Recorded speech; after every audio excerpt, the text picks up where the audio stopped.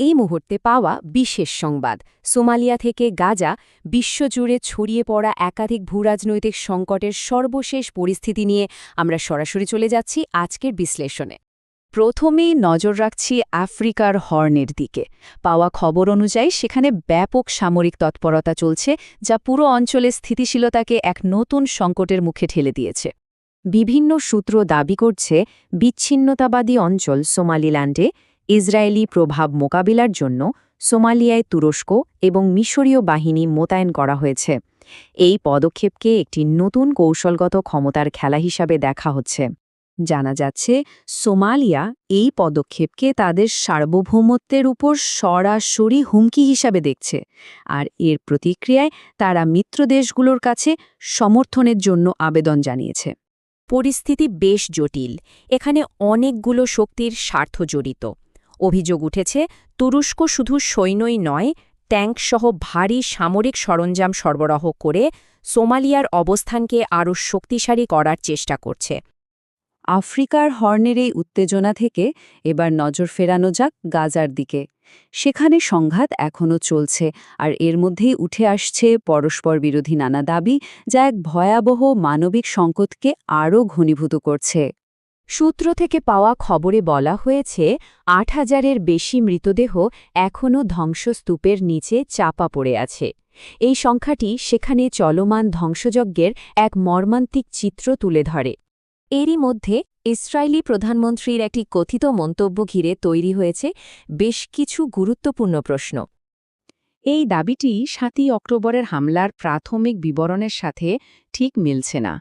এর ফলে নতুন করে জল্পনা তৈরি হয়েছে যে কিছু হতাহতের ঘটনার জন্য হয়তো ইসরায়েলি বাহিনীই দায়ী ছিল।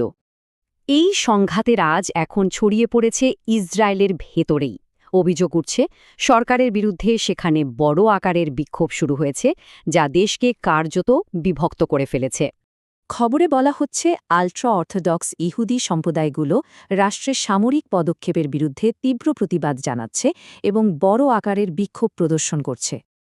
এই অভ্যন্তরীণ সংঘর্ষগুলো ইসরায়েলি সমাজে একটি গভীর ফাটল তৈরি করেছে এবং যুদ্ধের গতিপথ নিয়ে মতবিরোধকে আরও স্পষ্ট করে তুলছে।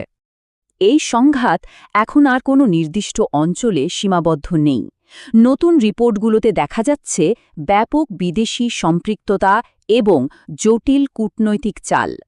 উপসাগরীয় মিত্রদের মধ্যেও উত্তেজনা বাড়ছে বলে খবর পাওয়া যাচ্ছে। একটি সূত্র দাবি করছে ইসরায়েলের সঙ্গে সম্পর্ককে কেন্দ্র করে সংযুক্ত আরব আমিরাত এবং সৌদি আরব এক কূটনৈতিক ছায়াযুদ্ধে জড়িয়ে পড়েছে।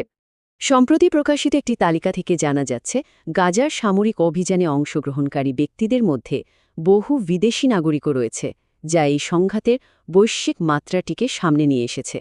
সূত্র অনুসারে পশ্চিমা বিশ্বসহ বিভিন্ন দেশের হাজার হাজার দ্বৈত নাগরিক গাজায় যুদ্ধ করার জন্য আইডিএফের সঙ্গে যোগ দিয়েছে বলে জানা গেছে। পবিত্র রমজান মাস যত ঘনিয়ে আসছে, সহিংসতা এবং দমনপীড়ন আরও বাড়তে পারে বলে আশঙ্কা করা হচ্ছে। সূত্র অভিযোগ করছে যে নিরাপত্তার নামে নয়, বরং এই ধর্মীয়ভাবে গুরুত্বপূর্ণ মাসটিতে আরও বেশি নিয়ন্ত্রণ আরোপ এবং মানুষের দুর্ভোগ বাড়ানোর জন্যই এসব পদক্ষেপ নেওয়া হচ্ছে। এই ধরনের হস্তক্ষেপের ফলে সেখানকার বেসামরিক মানুষের জন্য তৈরি হওয়া মারাত্মক মানবিক সংকট আরও ভয়াবহ রূপ নিচ্ছে বলে অভিযোগ। সব মিলিয়ে পরিস্থিতি অত্যন্ত বিস্ফোরক। একদিকে একাধিক ফ্রন্টে উত্তেজনা বাড়ছে, অন্যদিকে দেশের ভেতরেও বাড়ছে মতবিরোধ।